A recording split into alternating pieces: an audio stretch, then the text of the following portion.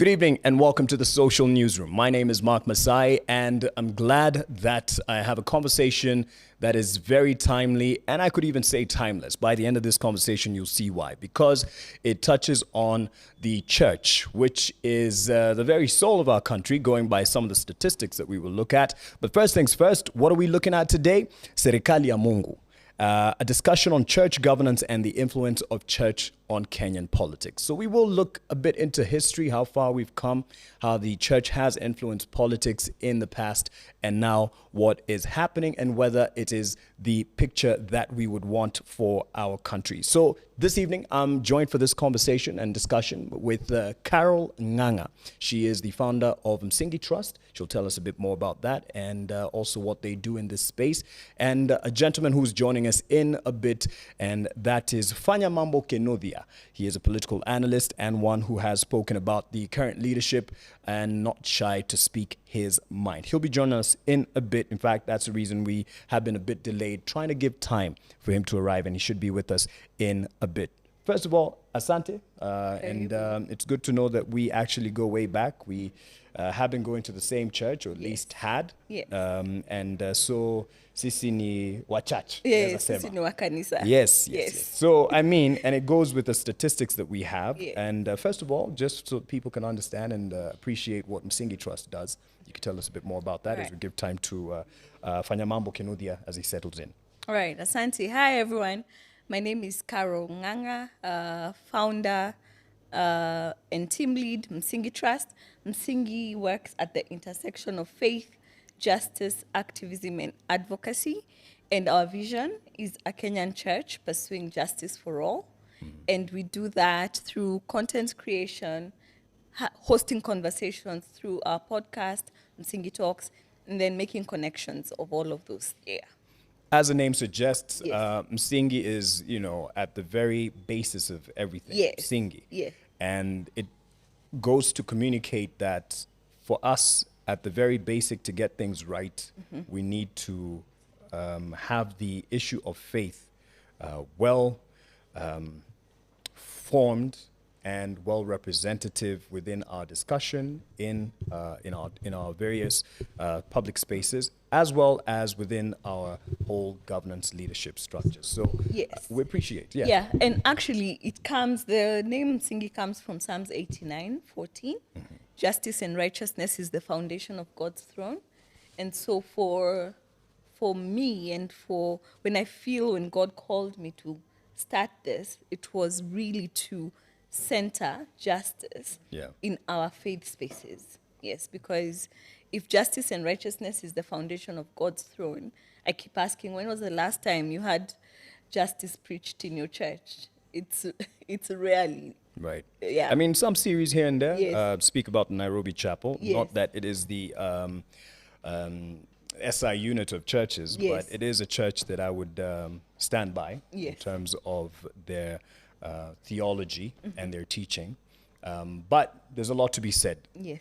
We're joined by, Pole sana, sorry about that, mic handling. Fanya Mambo Kinuthia, the man who loves to wear sweaters on set. Asante sana for joining us. In fact, tunaweza anza kwa sababu the very basic of it is to understand who we're talking to. People know you, of course, because of your very open and bold statements about the governance, especially of this government. And but I believe hata kitambo tukiwa shule pamoja ulikuwa bado tu unasumbua. You were disturbing the peace. But we appreciate you doing the Lord's work, as some would say. Fanya mambo, hiyo ni jina yako ulizaliwa nayo, ID ama ulibadilisha ili ufanye mambo? Thank you very much, Mark Masai, and thank you for reminding me that I love sweaters. I was actually in a suit, but somehow I don't feel comfortable. I have to be in a sweater to be on a set. I think it's just my trademark. It makes me who I am, and I feel happy about it. Yes, there's evidence. For those who are doubting whether Mark Masai went to school, I went to school with him. So he has a schoolmate, he has a classmate. Yes. Yes, na nilisumbua, as he says in school.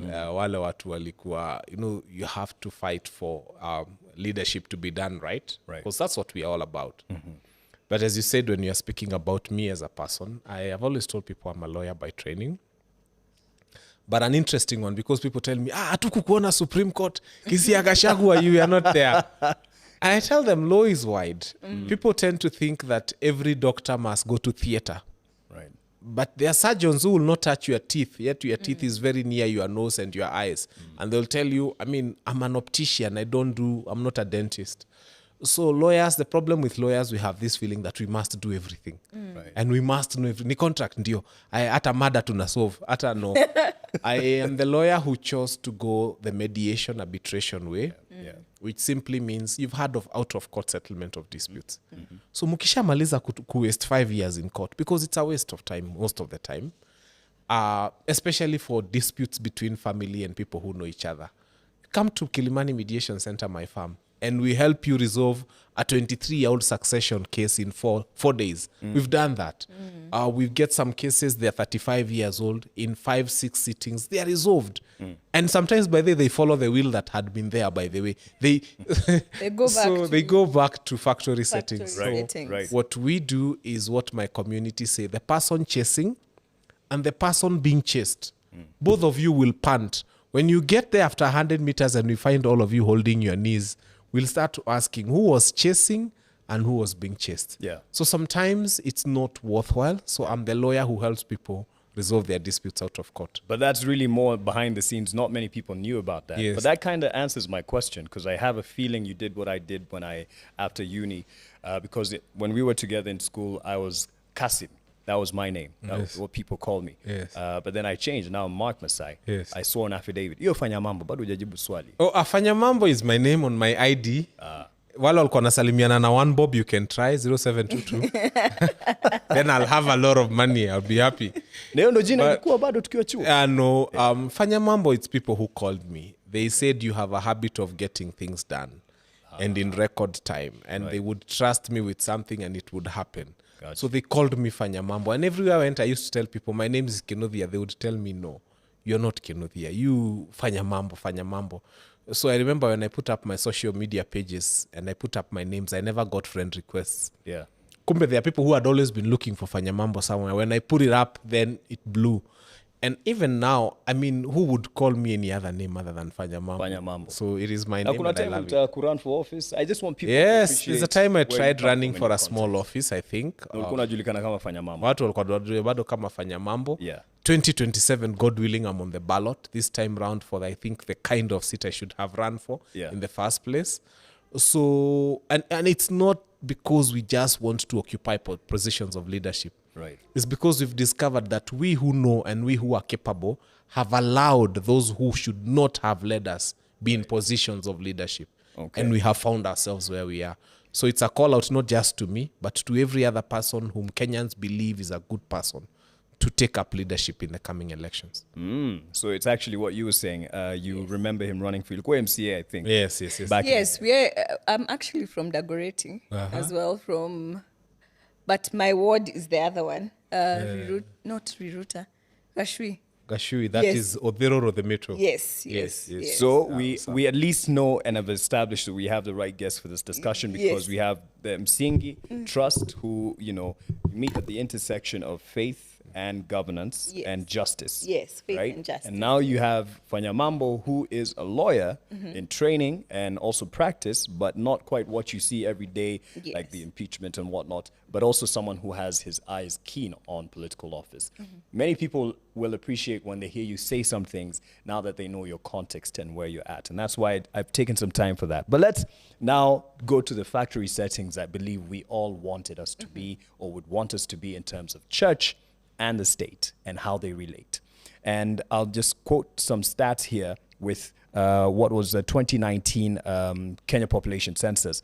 And it is approximated that at that time, 85.5% of the total population is Christian and 11% Muslim. Groups constituting less than 2% of the population include Hindus, the Sikhs, and Baha'is, and those adhering to various traditional religious beliefs. So at least we know we're a religious country. Yes. But does that reflect in terms of where we are? 85.5% Christian. First, let's speak to that statistics. That statistic is one of my pains, actually. Every time you look at how this country is running, and then you look at the statistic that says 85% of us are supposed to be behaving in a moral code that says this. Yeah. Yeah. So how we are does not reflect the 85.5% Christian. And also, if you add up all those, the 85 and the 11, Yeah.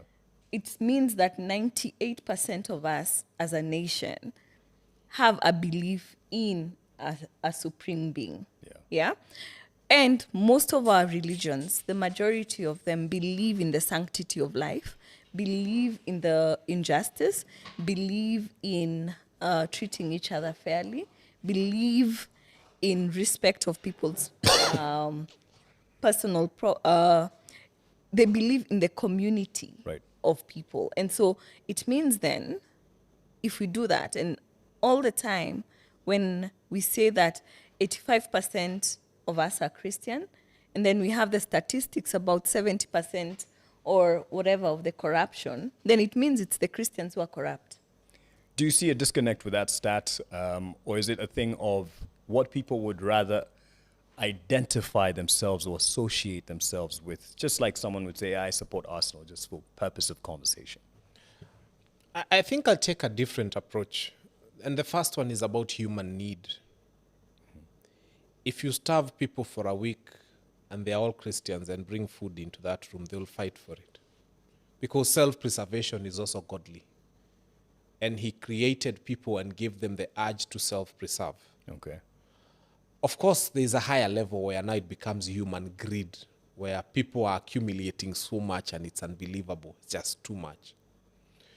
But the way in which our country is right now, people have been so impoverished. And some of those who are involved in some of the things they're involved in, they do it to fix a meal for their families for the day. It's a desperate Again, situation. not to justify wrongdoing and not to justify stealing. But sometimes when you dehumanize people so much, they lose their dignity. When you look at human beings thrown in a cell for 3 days without food, and then you throw maize on the floor, they'll eat like birds because that's where they are. Heck, even rats and some. Yes, even rats or even, yeah. So that's where we are. I think as a country, there are those people who are doing bad things out of total sheer desperation and a need to self-preserve. Perhaps that's And why. then there is there's a smaller number of them who are wearing wristwatches worth the millions of shillings, who are now doing it out of complete, total greed, human greed that cannot be explained.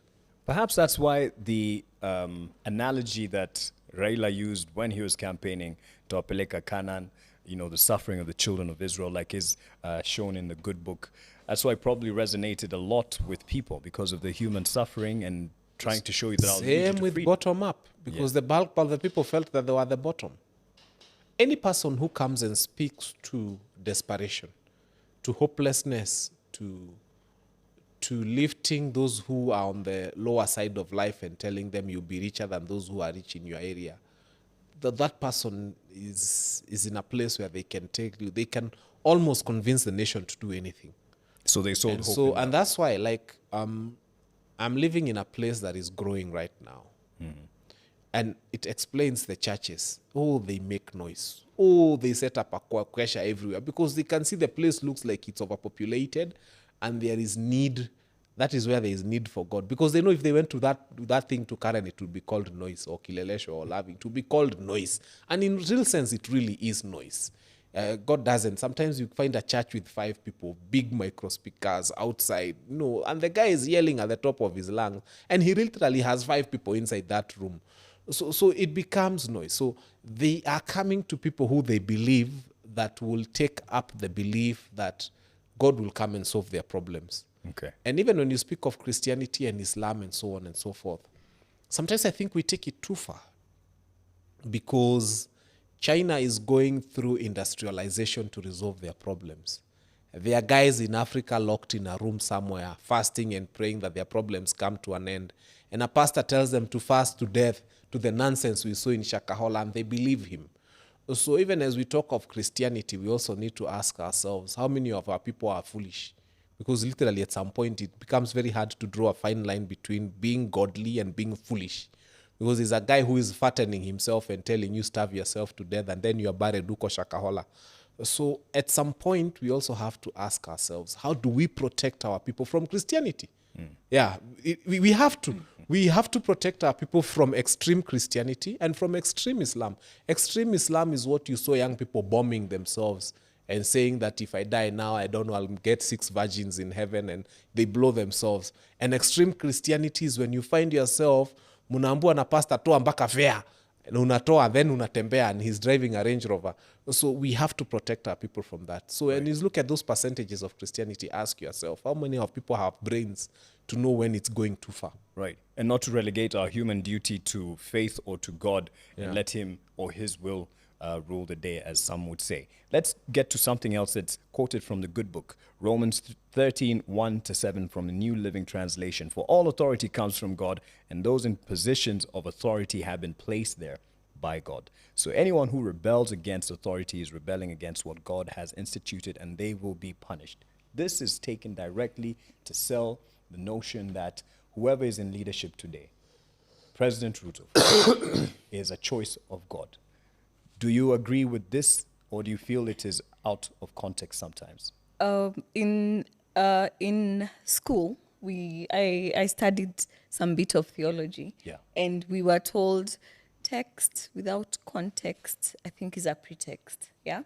So if you read a text and think and now make assumptions that now, without looking at what the context of that conversation is, and then you superimpose it to everything else, then I'm reading a letter that you wrote to your wife and thinking now this applies to all of us. Yeah. So that statement, for sure, when Paul was writing it, was for a particular context. And it served a purpose for that community at that time.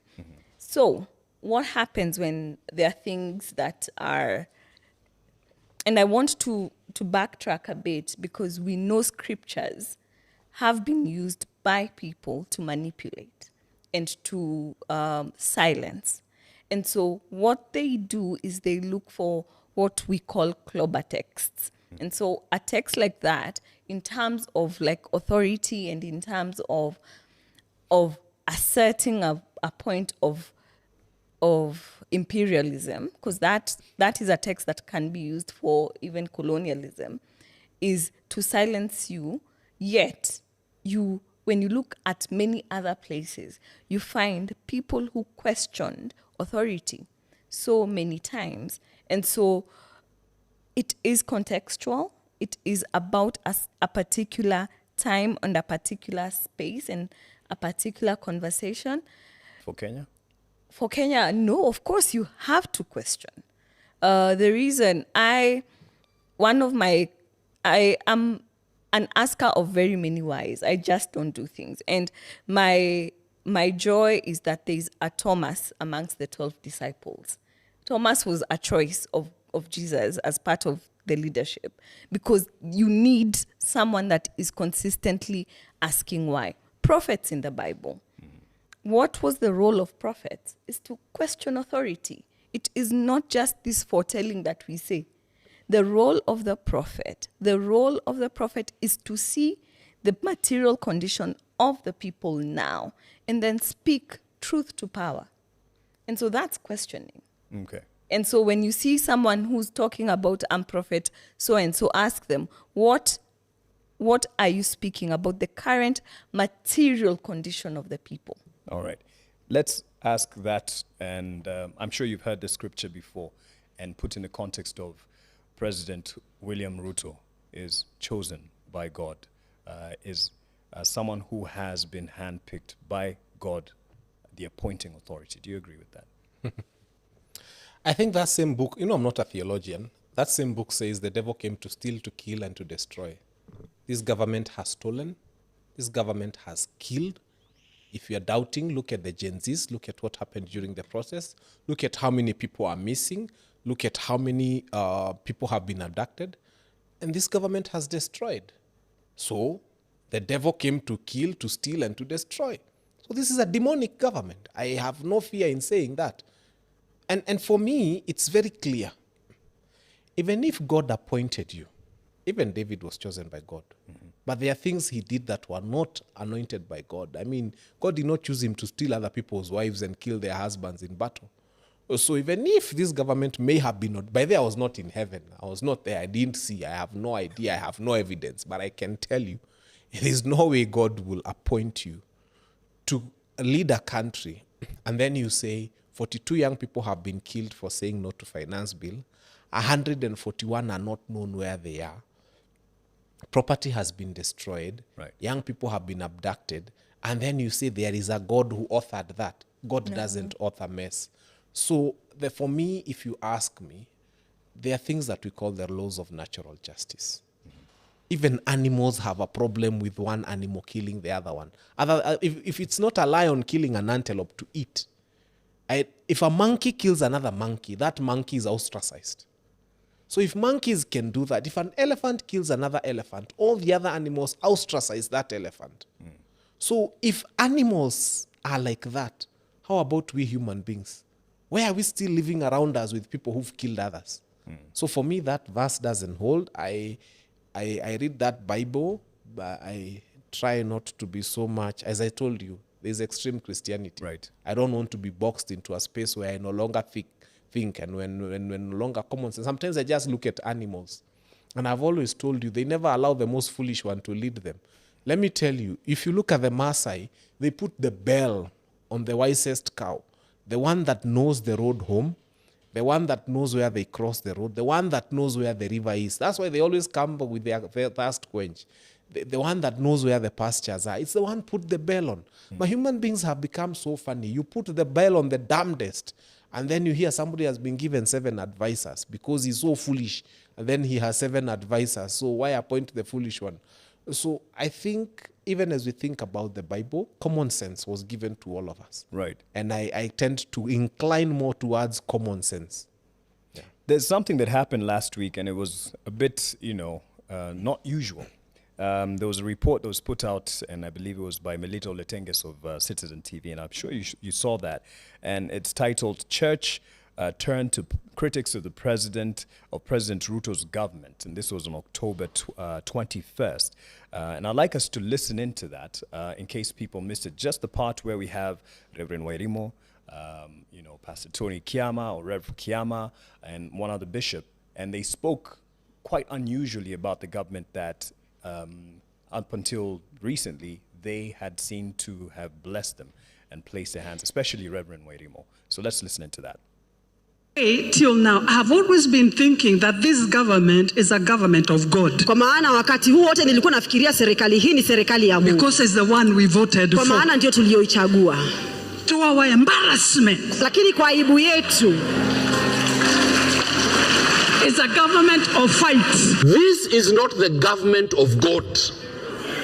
It is not. We shall know them by their...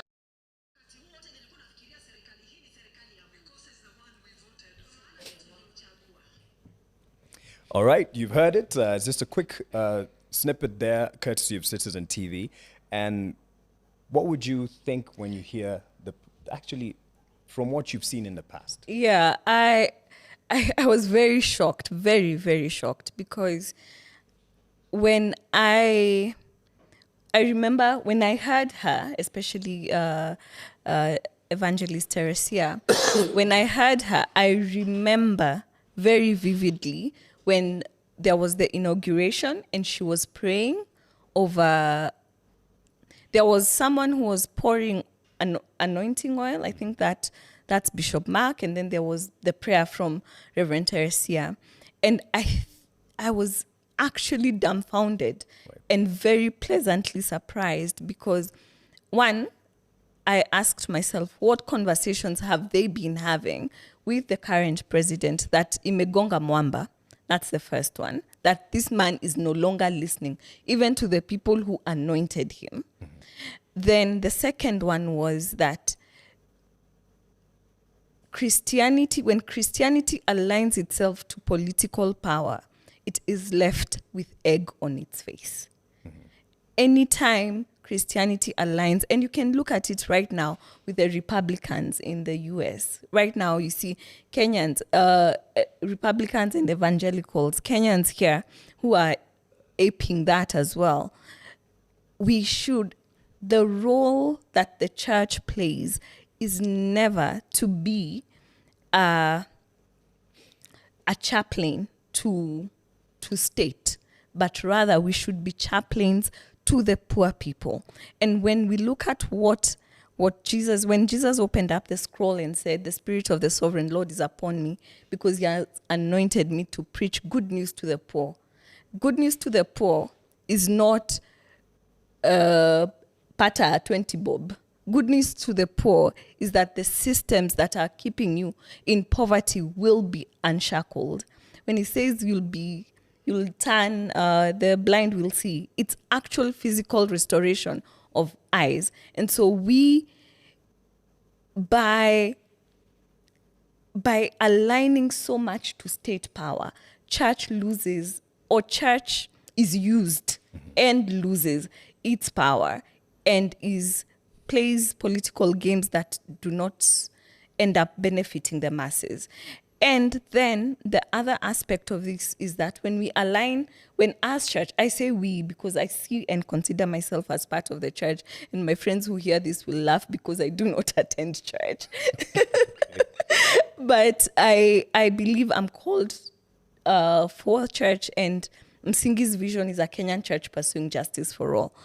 And when we don't align ourselves to who the masses, where the need is the most, when we align ourselves to power, we stop being prophetic voices. Right. We start being chaplains to a system that's, as you said, stealing, killing, destroying. And that is what we are doing. We are doing the devil's work. As the church, we're doing the devil's work. Fanya Mambo, what do you think was happening here for someone who anointed the current president and now being a critic? I'm thoroughly surprised, but I'm not surprised that she said it. I'm surprised that it took her so long to discover that Ruto was the wrong candidate, to the point of even campaigning for him. The fact that a person who people believe has been used by God in so many occasions would have even found herself campaigning for William Ruto is what baffles me. And the fact that she's made this admission, she's even making it too late in the day. She should have made it even before the elections. She should have made it immediately after the elections. She should have made it when the Gen Zs went to the streets. She should have made it when very many young people were killed during the first Maandamano organized by ODM. So if you ask me, from where I sit, I am surprised not that she said it, but that she said it too late in the day. Right. I'm surprised that she discovered who these candidates were too late in the day. She should have discovered that they were not even supposed to have qualified to be on the ballot in the first place. And the both of them. Now they're impeaching half of them. I am thoroughly surprised that it took them too long. What I'm thinking is that because there's this fascination with political power, when we see that there's religious, because the reality is we feel like mtu wetu amepata kiti. And so there's a fascination with political power that blinds you. And this is why, again, I caution all religious leaders, please, please, please, please, do not mass endorse and use even your pulpits to endorse a politician, because what politicians do is they take any opportunity to align themselves with where there is most power. Churches have power. You always have an audience on Sunday, a free audience. Yes. And so what they will do, politicians, and you will see one becomes Mokorino on Sunday, another one becomes a Legio Maria because it does not matter. And so for us as people of faith, discernment is really important. But the other thing is that we need to go back to what scripture is really about justice. Our churches are a mess. They are a representation of ourselves. We as people, we as Kenyans, the politics we are seeing here are a reflection of us. Our churches are a reflection of us. And so we need to ask ourselves, and we need to contend with the fact that we really actually only care about power. Okay. And there's that thing that you mentioned. They see the free audience, and little wonder they're there almost every Sunday. Yes. But there is a flip side of the conversation, and we had it earlier just before we started, where the people, the followers, the faithful, look up to the church leaders for direction in any instances. Yeah. So where do you balance that, where you should encourage people to be more discerning, to dig deep and study for themselves? However, as a church leader at some very important junctions of leadership, governance, they come to you and say, where do we go? How should that place and role of the church be played out strategically, and I don't know what to say, not objectively, but just to the benefit of the people? I think to start with, the problem with our churches, they have too many development projects, some of which I don't think are useful. They even have a Harambe for a gate. So the person who comes with money for Harambe for a gate is endorsed. Then the church decides they want to do business, they want to have a bus. So the person who came giving buses within Mount Kenya automatically became the friend of the church. Our material needs have dictated who we have ended up telling people is the right candidate.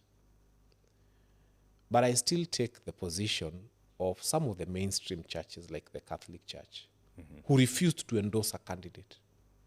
And who told the people, by the way, why are we telling you who to vote for? You're not sheep. Go and pray to God and ask God to show you the way. And that was the message in most. It's unfortunate now the Anglican Church has been left with an egg on its face because of what Ole Sapit did and the others. But any church that told their members, you have God in you, and you can pray to the God in you to guide you.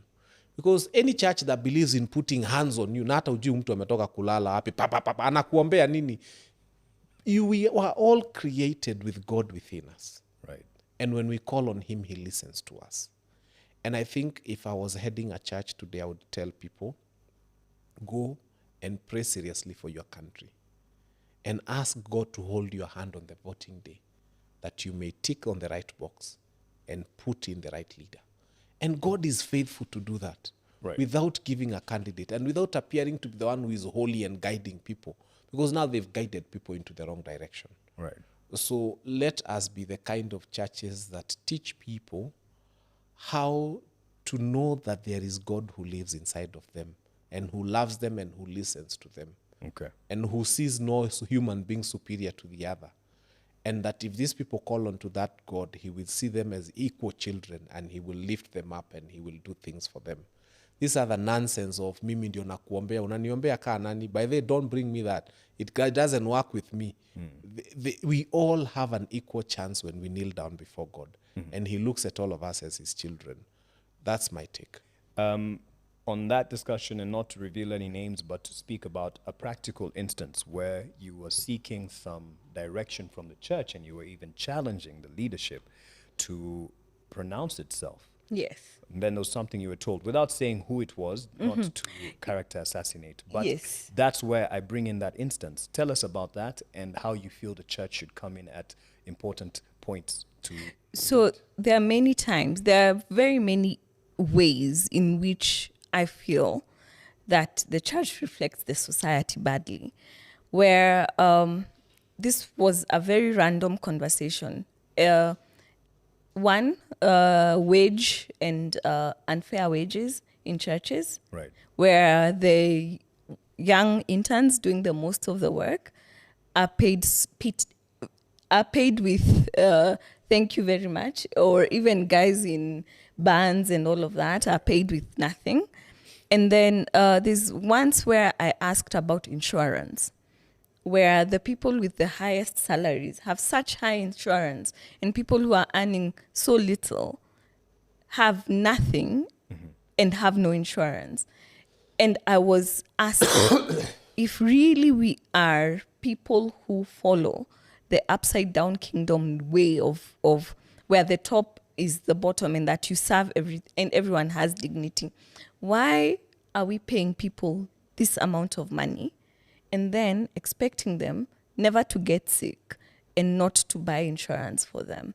And for someone from HR, they will think, makes sense not to give you, I don't know why it makes sense not to do that, but your reasoning does not make sense.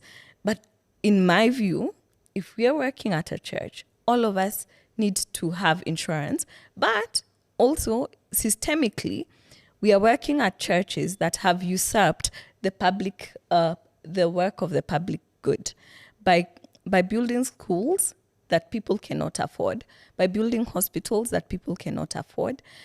They have usurped the role of government and become entrepreneurs themselves. That's the one thing. The other one that we were talking about was that when there was a doctor's strike, I approached one of my pastors and I asked, why aren't we intervening in this conversation? And I was told, Carol, the church cannot be seen to be taking sides against government. And for me, that told me what I needed to know. Because the church, and I will also add another example of one of the pastors. I work with pastors and in an activist, and one of the pastors that I was working with, and I asked him, why don't you approach the chief when things are going bad? And he told me bluntly that, Carol, I paid 100,000 shillings to get this piece of land. So why would how can I go and tell the chief that he's doing something wrong? Well, these pieces of land, I got them.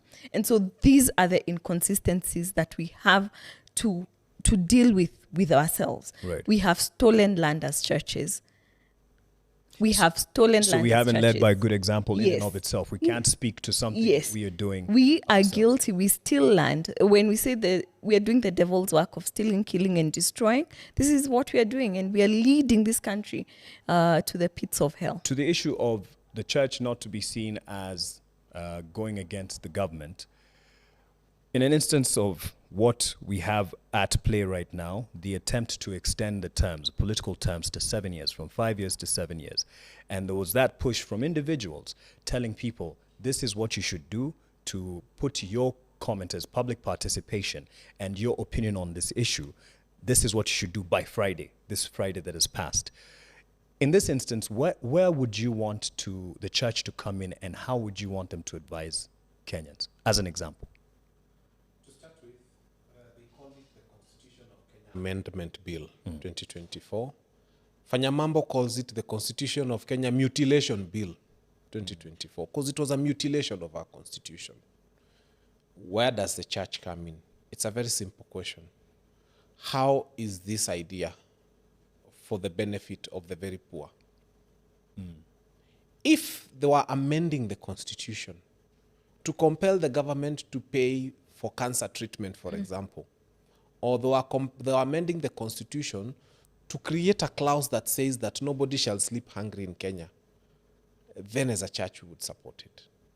But if the amendment is to increase the term limits for a few people, if you take Senate 67 people, Parliament 300, and less than 500 people, you're putting through the whole nation through an expensive referendum process, because referendums are expensive. Yes.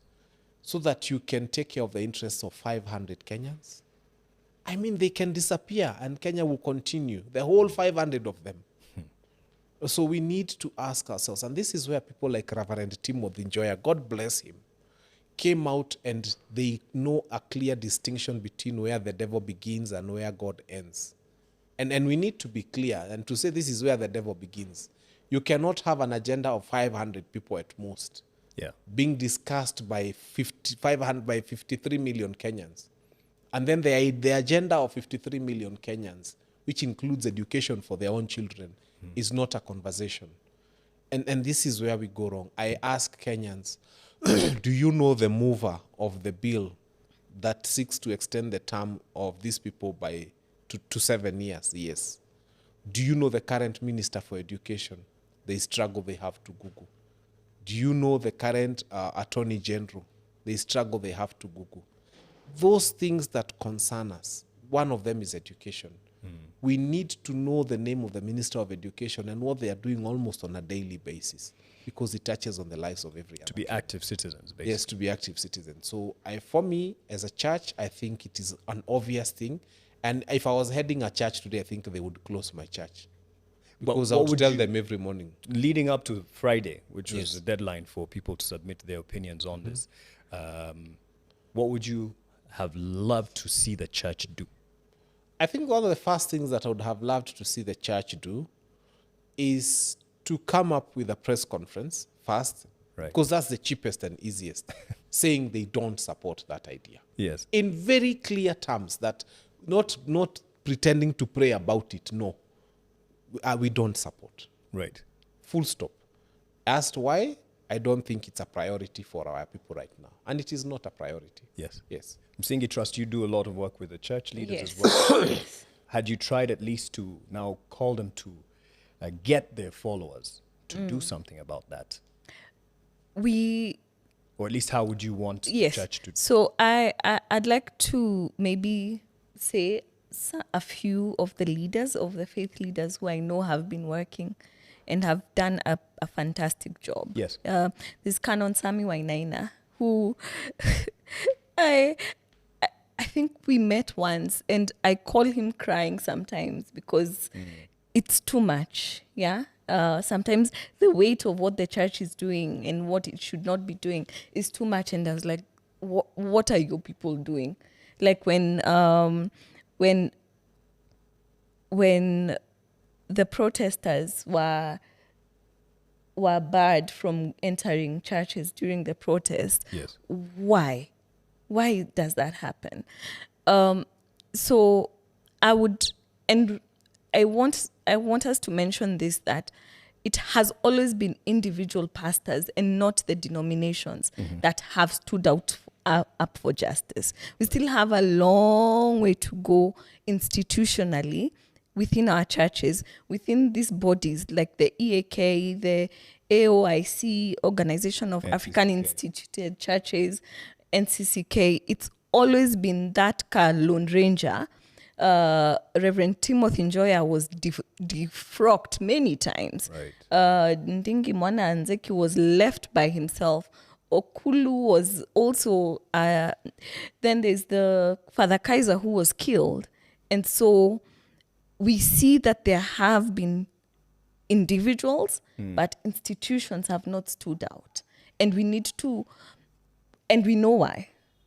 Because it is dangerous to speak up. You will be dethroned, you will be defrocked, you will not be invited to State House. When there was the inauguration was happening, because I happen to be very many friends, have very many Christian friends. It was a competition to see how many have State House luncheon gifts and invitations. Right. And why are you going to State House? Right. And you've spoken of the church bodies, and unfortunately, over time, it's been individuals who've stood up, like Rev. Tim Njoya, and people talk about him almost with some nostalgia. And he's a leader that has shown the example of what should be in terms of our leaders now. But to be quite honest, and this is because I have prescribed to the Christian faith, and most of our leaders have become celebrities than servants of the people, unfortunately.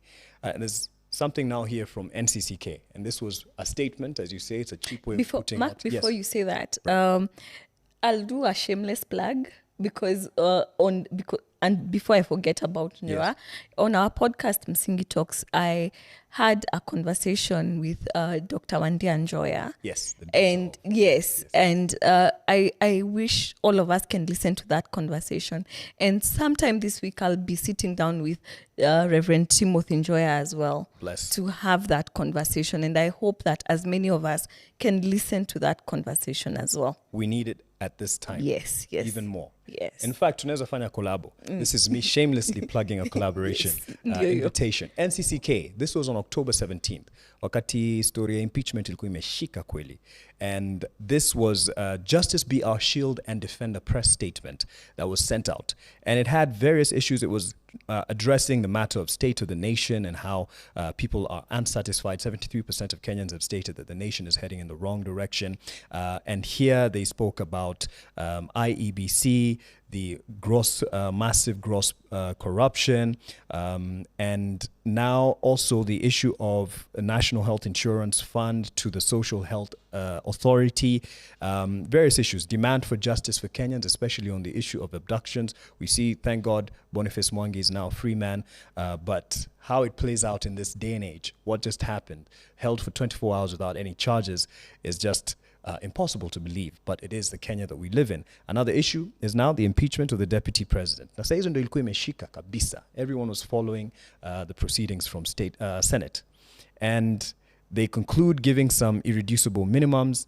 And this was from a statement that represented National Council of Churches of Kenya, the Kenya Conference of Catholic Bishops, and the Supreme Council of Kenya Muslims. And they signed it. It reads well. If you probably saw it. It reads really well in terms of the irreducible minimums. But it almost seems that they are jumping on the bandwagon when they are addressing some of these issues. What do you feel about NCCK, first of all? And how they respond to issues? I think sometimes responding late is better than not responding at all.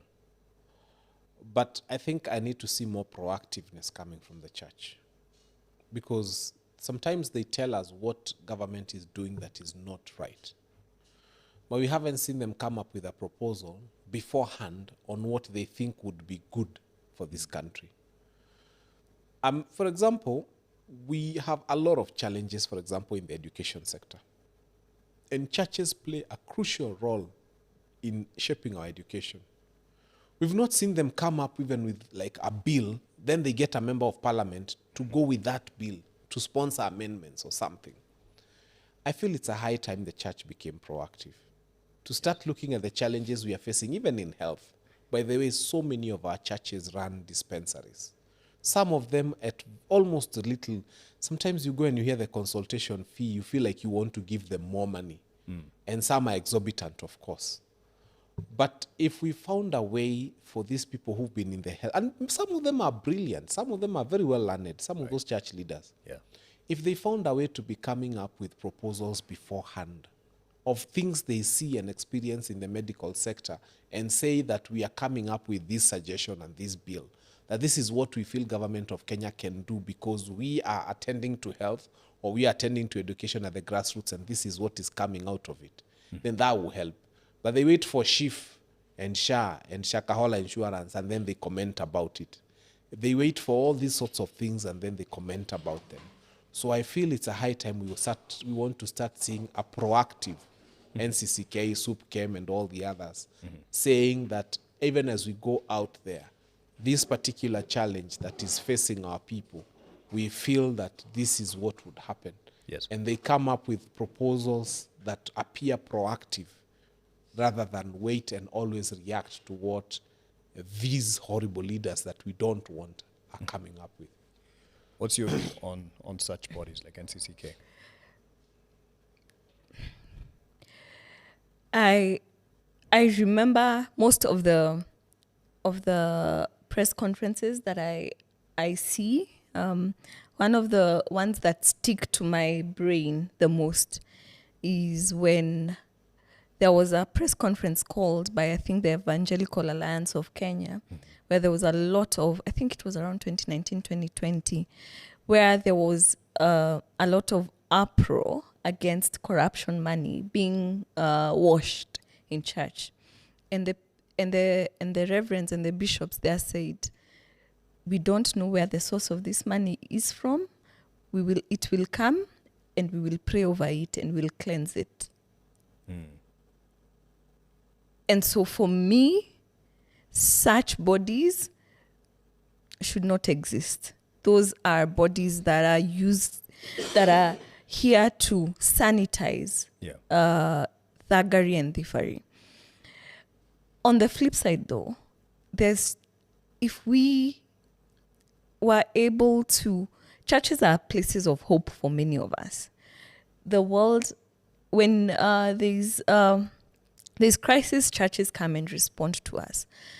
But with my work with churches and church leaders, when I have showed them that so many of their prayer requests that they are praying for are actually results of bad governance, like 95% of the prayer requests every Sunday is as a result of bad governance. So, mtoto wangu ni mgonjwa, sina pesa ya hospitali. That is a bad governance prayer request.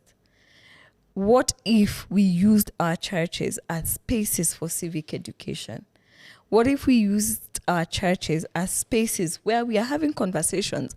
If there's a church everywhere, then imagine the power of churches as spaces of civic education and civic rights. And they have written proposals. And I think I remember listening to a religious leader giving their verdict on the finance bill. Mm-hmm.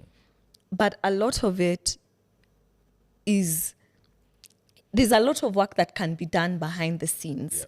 Like when Nathan approached David, I don't know if we do that anymore. When we look at the Bible and we see Prophet Nathan who came and spoke to David, and when David listened and knew that he had killed and had taken something that was not his, he repented. I don't know where our Nathans are and what they are doing.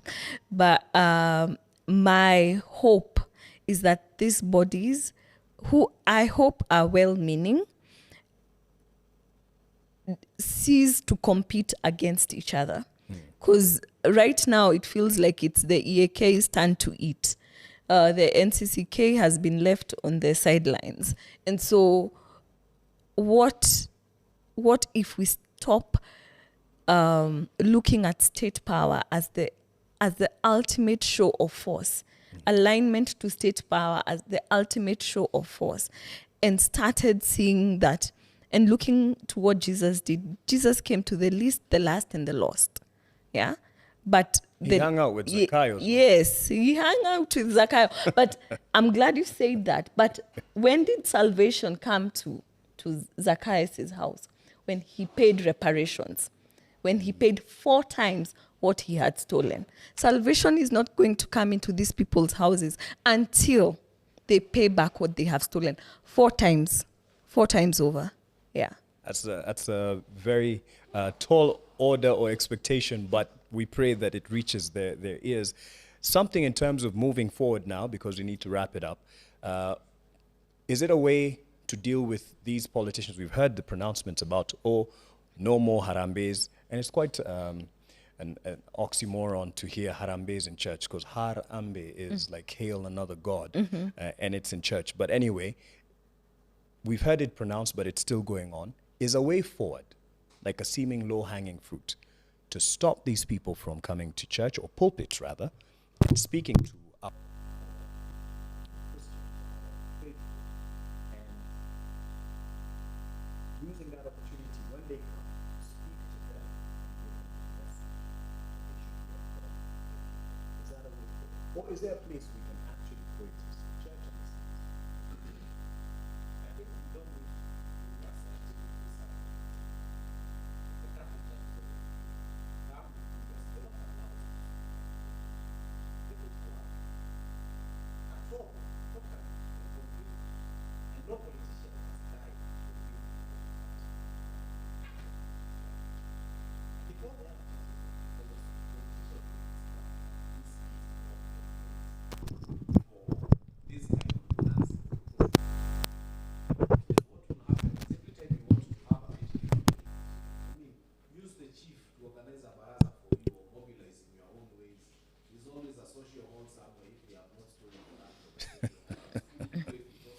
Yes.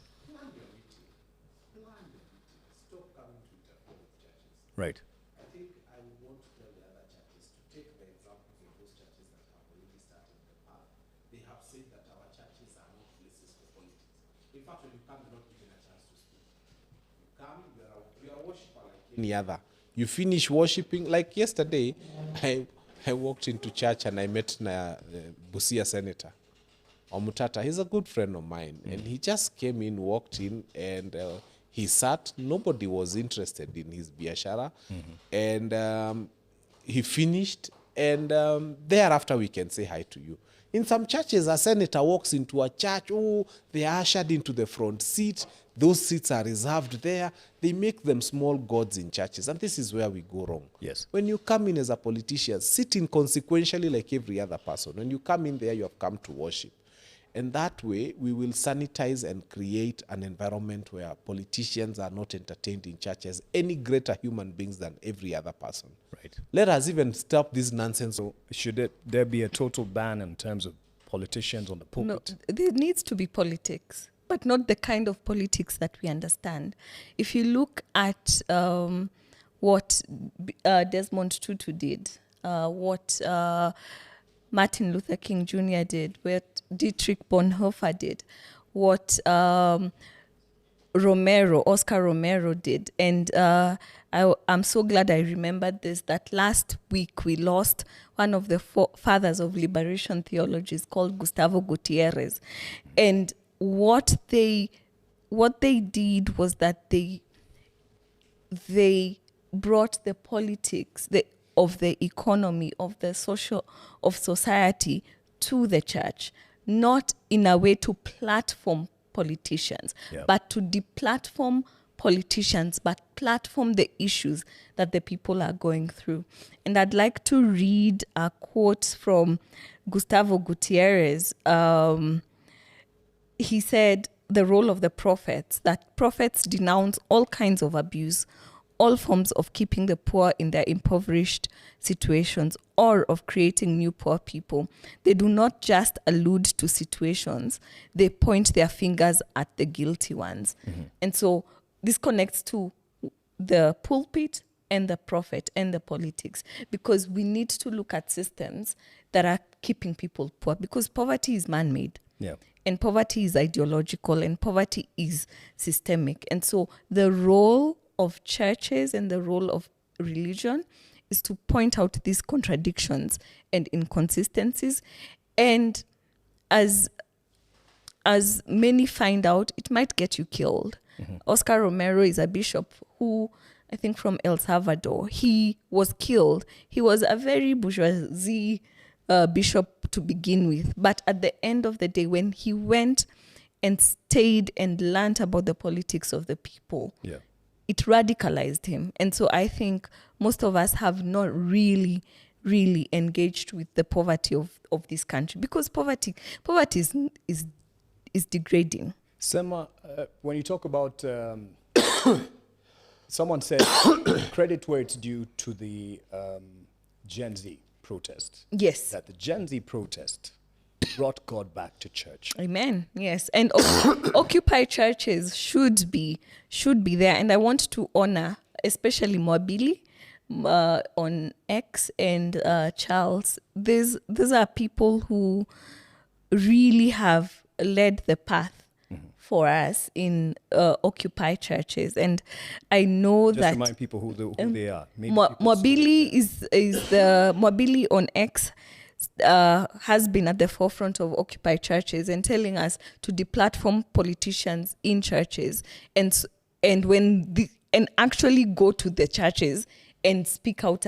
When the politicians stand, we boo them. Charles is the one who went and with the flag asked, and he's leading a movement right now where he's asking for about 20 minutes in every church to speak about civic education. And so there are young people in this country who are paying the price. They are paying the price. And as I was talking about Oscar Romero, he moved. We need to make the movement because we are so comfortable in our cocoons. Yes. We really do not know how your neighbor lives. We don't know how each other. And so when Oscar Romero moved from the Kileleshwa Church of Salvador and went to the Mukuru Church and really realized what was actually going on, his politics changed. Right. And he was killed for it. It is not easy to hear that you'll be killed for it, but where Jesus asks us to be is where the poor people are, and not so that they remain poor, so that we change it. I don't know what you feel about that statement. Always said that it is possible to keep politics, because we can't say on one hand we want these people to come and speak politics on the pulpit, and then on the other hand say that we want young people to come and occupy churches and tell people not to speak during churches and actually boo them. What churches that are thinking have done, and I have seen now the Presbyterian Church has picked it. They have the Presbyterian Justice and Peace. Yeah. We have the Catholic Justice and Peace. Keep the church service as a church service. Most of these churches always have a hall. So on Saturday, plan a civic education service, civic education meeting in the church hall or in the church grounds, and make it an outfit of the church. The same way the Catholic has got the Catholic Justice and Peace, the Presbyterian Church has got the Presbyterian. Have something that works towards feeding that civic education gap. But run it as a program of the church, separate from the main service and separate from the sermons and separate from the teaching and separate from the pulpit and the altar. So that churches become a center of teaching people civic education, but not during the main service, where at the same time they are being taught about God. Because that concoction mix becomes very unpalatable. It is horrible. You take it and then you just spit it out. Can I disagree? No. Yes, let me give you a disagree in chance. a minute. The reason Yes. I'm saying this, Mark, is very clear. Is because when we do it that way, then we don't have to get Gen Zs to come and occupy churches. Is there a problem with Gen Zs coming to occupy Yes, churches? Why? because a simple word from the moderator or the pastor or the bishop of that church that politicians will not be given a chance to speak here is enough to keep Gen Zs from coming from that church to occupy. Because the reason they are coming to occupy is because politicians are coming to insult the altar. That's the only reason. So why don't we have churches speaking to it and saying, from now on, we have agreed that in all our churches, during service, we will not allow politics in here. And then they create a forum for that within the church. You can come have it on a Saturday or a Thursday or whatever, but within the church precinct, so that the church, because the church has a responsibility to do civic education. It has a responsibility to educate its people and to improve their lives and so on and so, in more ways than just spirituality. But separate what is the main service that, let me tell you, when people go to church, there's this thing of, they get to a point of, some of them even start speaking in tongues. If that does happen, and it happens in some places, then it means there's a level of connection that people develop with their creator at that point in time that will be desecrated by these horrible politicians who are stealing billions coming to the same pulpit and the same altar during the same service. So let us completely draw a separation.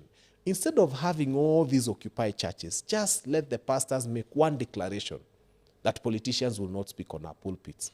That saves everybody from going to occupy the churches, because they know the occupation, that will not happen.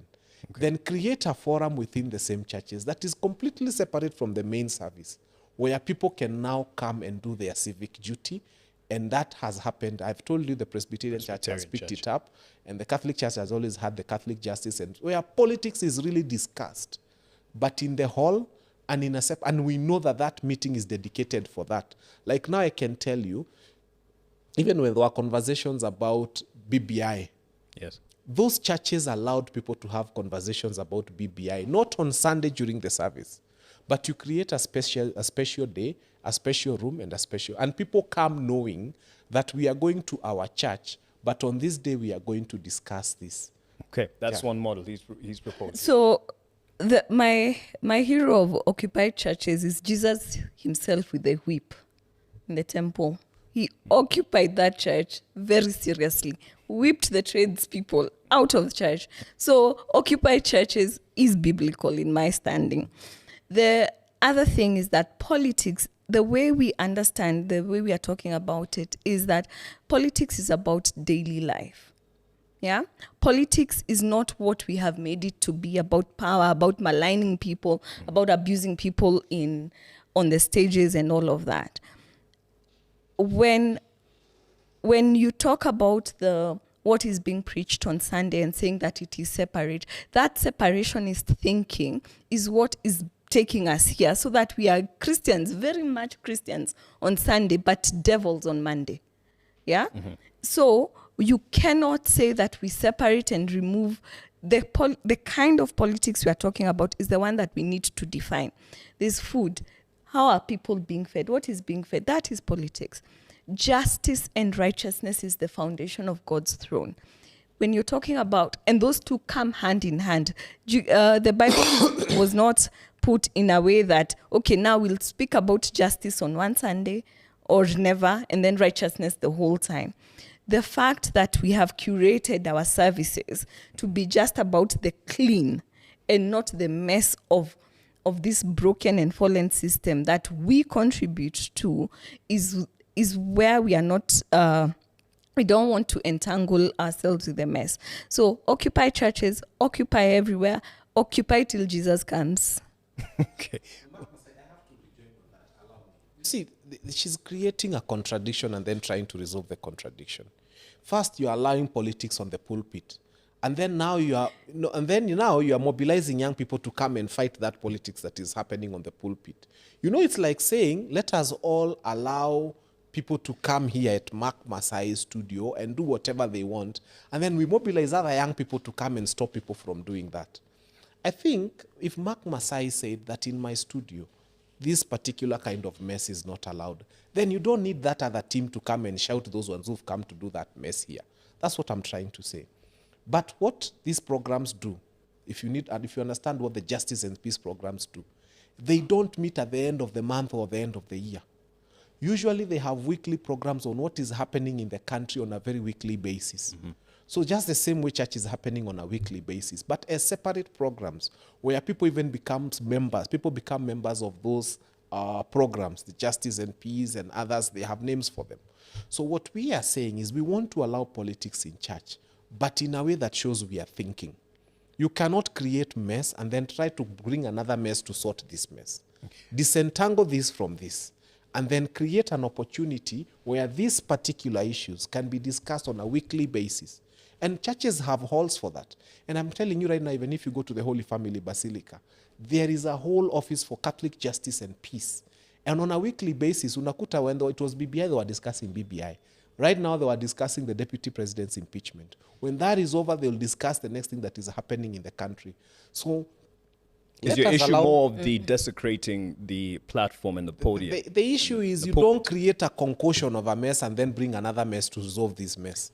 Can I ask? Like you say, allow people to come and do anything on the pulpit, including politics. And then now you arrange a bunch of young people to come and heckle these ones. Would you agree? So you make the church a theater yes. of absurdity. But if you just simply say that these absurdities will not happen, then even the need to have people coming to occupy, it's simple. Jesus whipped people because they were selling in the church. Was that a theater of absurdity? It became a theater of absurdity because the Sanhedrin and the people who were heading the church had allowed that to be a market. If the Sanhedrin and those people who were heading the church had said the church will never be a market, there would have been no need to come and wipe those traders. Which is probably why she's exactly. saying That's why I'm saying, yeah. Why are you occupying? Jesus was occupying the church because those who were leading the church had allowed it to be a market. Make sure it's not a market. The need to occupy will not be there. Make sure it's not a political theater. The need to occupy will not be there. Isn't that the same case? Where they've made it a market of politicians to just come and... That's why I'm saying, and I don't know why we don't understand each other. Yeah. If the people who are heading the church say that politics will never happen on our pulpit, but there will be no need to get young people to come and heckle those who are doing politics in church. But my rejoinder in that is that separationist thing, because politics is happening to us every day. Even here, politics is happening to us, right? Mm-hmm. And so we cannot say that, and this dualism of removing the spiritual from the physical is what is bringing this problem here, so that we have performances every Sunday of holiness, but then on Monday, Tuesday, Wednesday, Thursday, Friday, we do whatever it is we want to do. And so if you have an understanding of theologies that are, and ways of reading scripture that immerse the world as we are living in with the current reality, those are the politics I'm talking about. It's not NAC Kenya or all of those seasonal rivers that crop up every 5 years. That's not what I'm talking about. Yes, that's not what I'm talking about. I'm talking about the day-to-day realities. When Jesus says, feeds people when they are in a crowd, that's a political statement. Right. Of feeding people. If I understand you Yes. right, you're alluding to the aspect of the word being it's living and active. Yes, it Speaks to is. the current situation. It is speaking to the current, because you cannot postpone people suffering, and you cannot Englishize and holy, because this is what we love doing. If you are in a prim and proper place, that is where you'll say the church service is an hour. But if you're where life is really happening, where suddenly mtu amegongwa nini, you will stop what you're doing and go address what is happening outside there. So we need to redefine what politics is first, and understand that politics is beyond the seasonal rivers. And then the second thing is that we need to know that God is interested in our day-to-day. And if I understand you right, yes, it's a desecration of the pulpit when we allow these untidy conversations to have. But is there a place to have these conversations in a manner of a series, perhaps as a church, and addressing these issues? What we Because have you can't be, as some people say, you're so heavenly, but you're of no earthly good. I don't think we understand each other. This Yeah. is what we are saying. Usually, if you go to most of these churches, you will hear that after this service, this Justice and Peace is meeting in this hall to discuss Gachagwa's impeachment, for example. So it's not separated in terms of number of days. In fact, most of these things happen on Sunday after the service. You find this hall is doing this hall is doing this hall is doing this. It's just an issue of trying as much as possible to avoid making this a very absurd theater. Because today you'll discuss Chief, and the other day, and especially when you have Kenya Kwanza in place, you'll even discuss the airport. These guys have depths that I don't know.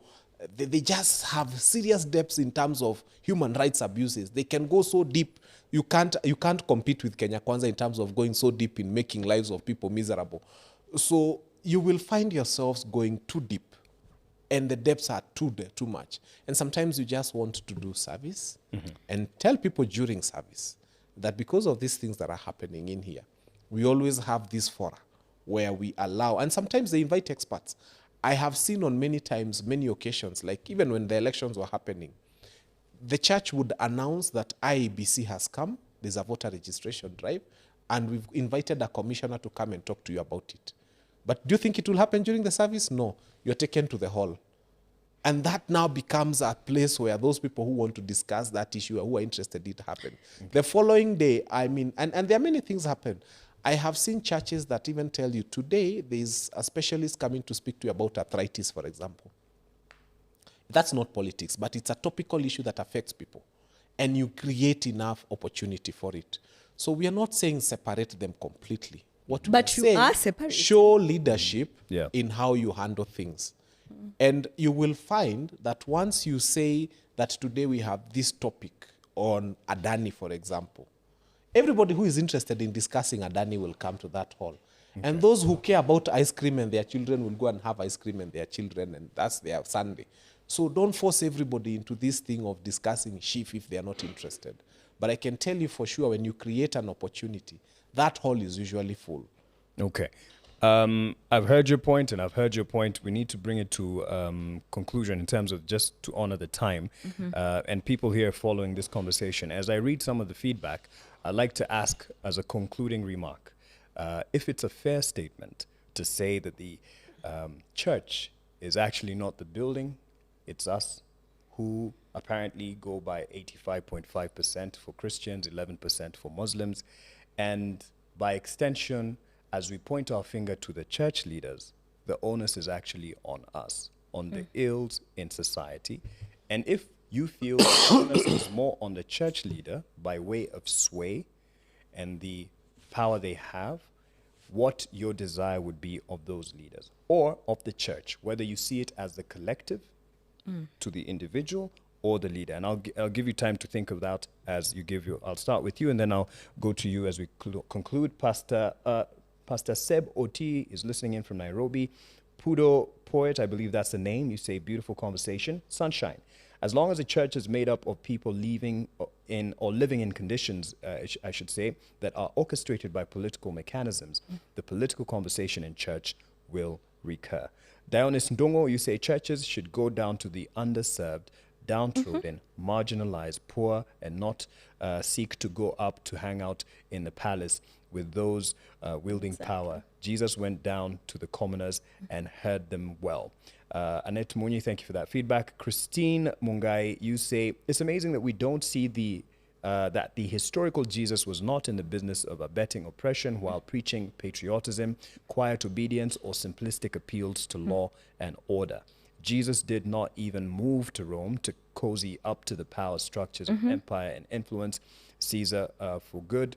As Carol has said, we are obsessed with being in positions of power and influence. I believe she's talking about when you're alluding to State House and those who have the invitation. So yes, your challenge to the church, as it should be, in terms of the state. Every time we have a conversation around church, there's always this question which I hate responding to is, but who is the church? Like always, like clockwork. We always ask that question.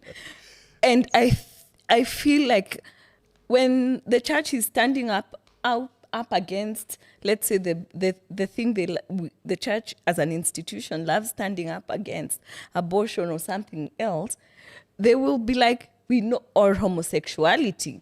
The church is against homosexuality, and we will all know who it is, right? But when it is about such other things, they will start, but you are the church. You are. Yeah. I do not answer who is the church questions because I feel like it is a question that is of absolving responsibility. Yeah. You know what it is you need to be doing, but you want to point fingers at who it is. Institutionally, there is power in the institutions and in the movements of churches.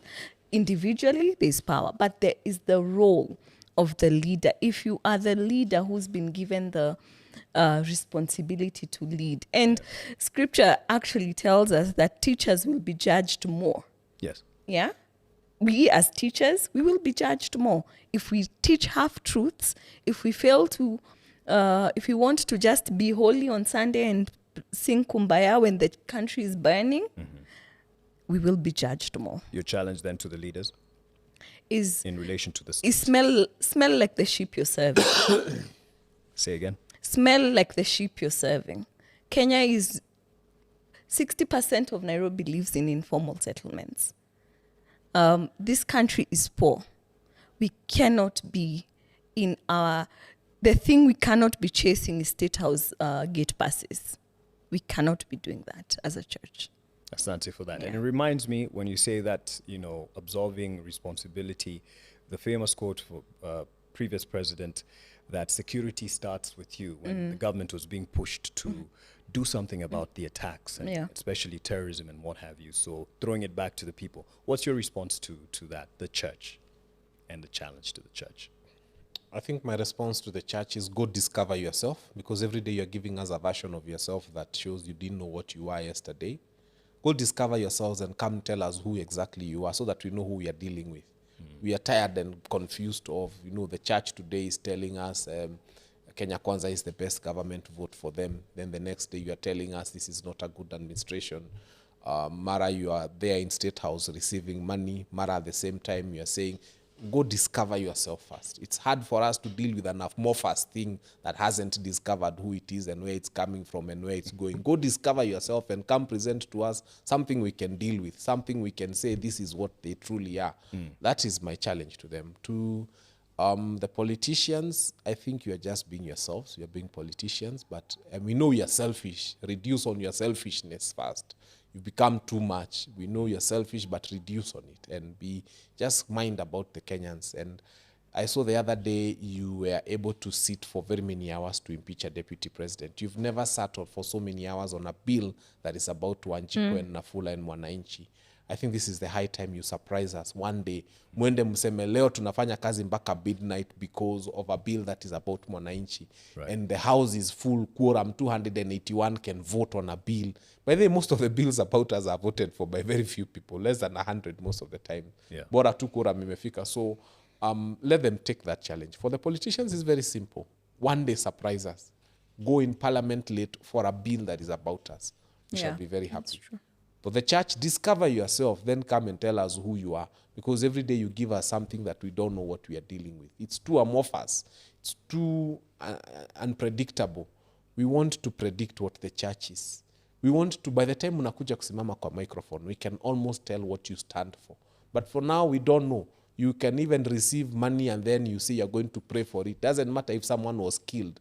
Doesn't matter where it came from. You can receive it. You are so unpredictable. Go. Discover yourselves, package yourself to us, and then tell us who you are. Then we shall start relating with you from there. Asante sana. Fanya Mambo, Kinuthia, a political analyst and also a politician. Sijui neza kuombea ufike? Because you've said you earlier. Let me say this. Allow me this. Badala ya kuniombea. Yes. Unajua, initially I was harboring very interesting political ideas about very big seats. Yeah. And then the people of Dagoretti South have called me and told me that there is a vacant seat called Member of Parliament for Dagoretti South, which they wish that they think I represent them so well anyway, as it were. And I keep telling them, if it is God's will, it will happen. So thank you. So taki maombi. I'll tell you this. I have been very cautious about that. Yeah. Because some of the people who have prayed for others, later, you saw this Nigerian, I can't mention him because he's dead. He won't sue me anyway. Yeah. TB Joshua. TB Joshua, yes. beg pardon. Yeah. Yet you know how many people he prayed for. Yeah. And then look at what comes out about him. That's why if I woke up and dreamt that someone was praying for me, I would undream that dream because I would never want to imagine someone praying for me. These people, I'm telling you, Mark Masai, you are holier than most of these people. Whoever you perceive yourself to be. When you think about Joshua in Nigeria, and that's just one example. I'm mentioning him because I'm a lawyer. I know he's dead. He's not going to sue me. But it is true. And truth is a defense. It came out. Yeah. I don't want anybody praying for me. And even if I dream that someone prayed for me, I'll undream that dream. Yes. To you, I'll challenge and I'll shamelessly plug. We can have that conversation together as well with Msingi Trust. Yes. Because I believe one of the greats, Rev. Timothy Njoya, is someone that we need to really borrow from. Yeah. He can lead that conversation and challenge the current church leadership in the country. And all the best with Msingi Trust. Thank you. Can I leave? It's very surprising how when I come into these spaces, I remember verses, and I want to leave us with Micah 6 verse 8. He has shown you, man, what is good, but what does God require of you? But to do justice, to love mercy, and to walk humbly with God. And so that is the clarion call for the church.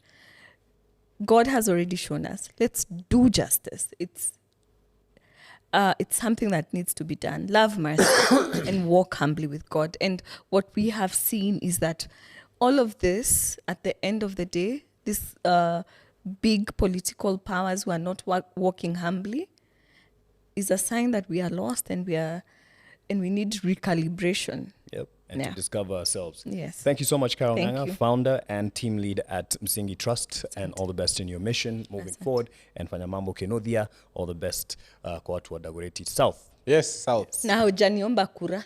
Pole pole. My name is Mark Masai. Thank you for watching the Social Newsroom. Serikali ya Mungu.